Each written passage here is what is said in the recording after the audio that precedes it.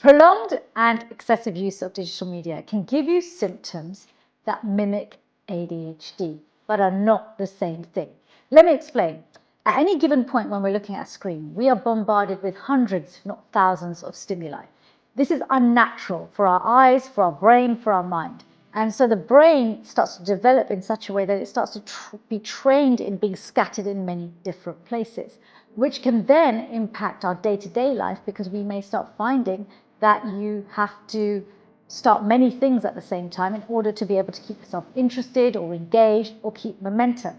Now, the difference between this kind of mimicking ADHD, or this ADHD syndrome, or pseudo ADHD as I like to call it, is that because it's a direct consequence of the way we use digital media, it can actually be fixed quite quickly by taking a digital detox. Now, depending on how dependent you've become on digital media, this is going to be easier or harder to do and may require some support.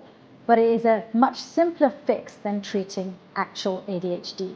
So don't be swayed by questionnaires that immediately tell you that you might have ADHD. I would look at your habits and especially look at whether this is a new problem or something you've had lifelong. Because pseudo ADHD tends to be something that's quite recent onset rather than it being lifelong like ADHD.